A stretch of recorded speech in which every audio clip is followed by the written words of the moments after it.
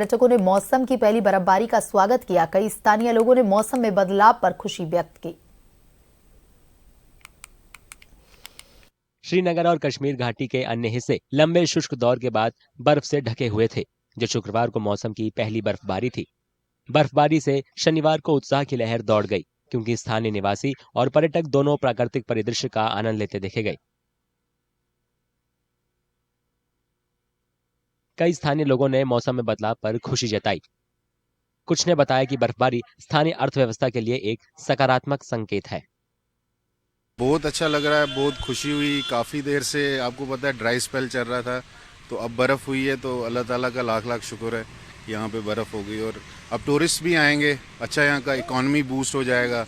जो यहाँ पर थोड़ा विंटर्स में डाउन रहता है, तो इस बार लास्ट ईयर आपको पता है नहीं हुई थी चिले कलान में, तो बहुत अच्छा लग रहा है। I am very happy for it.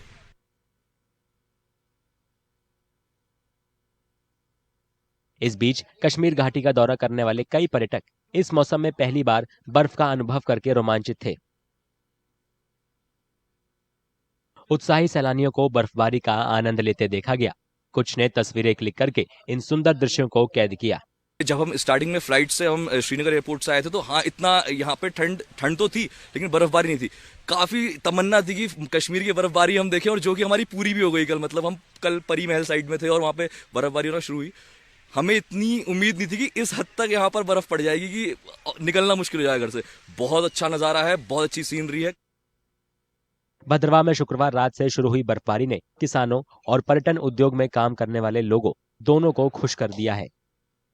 किसानों के लिए बर्फ को एक वरदान के रूप में देखा जाता है, क्योंकि ये क्षेत्र में सिंचाई के लिए महत्वपूर्ण जल स्रोतों को फिर से भरने में मदद करता है।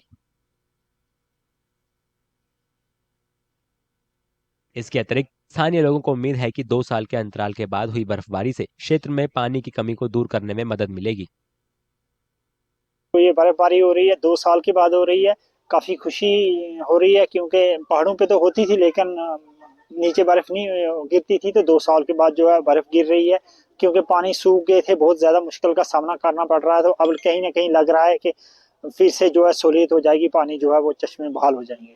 आप देख रहे हो कि कल रात से यहाँ पे बर्फबारी चल रही है। और मैं आपको एक बात बड़ी ये बताऊं कि ये 2 महीने से नहीं, ये पिछले कुछ, जब ये थोड़ा सा ग्लोबल वार्मिंग हुई है, तो प्रॉपर बर्फ पड़ ही नहीं रही थी जितनी हमारी यहाँ भद्रवाह के क्लाइमेट्स के हिसाब से जरूरत है। लेकिन आपने देखा होगा कुछ महीने पीछे ही हर इबादत गाहों में यहाँ लोगों ने दुआएं की हैं बर्फ पड़ने के लिए, और ऊपर वाले ने उनका सबका सुना भी है, और बर्फ पड़ रही है।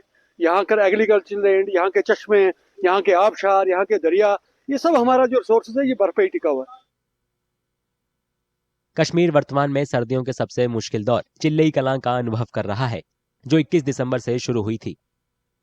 40 दिनों तक चलने वाले इस दौर में सबसे ज्यादा ठंडा मौसम होता है, जिसमें तापमान में काफी गिरावट होती है। चिल्लई कलां के दौरान भारी बर्फबारी की संभावना अपने चरम पर होती है, और इस क्षेत्र में अक्सर साल के सबसे ठंडे तापमान का अनुभव होता है।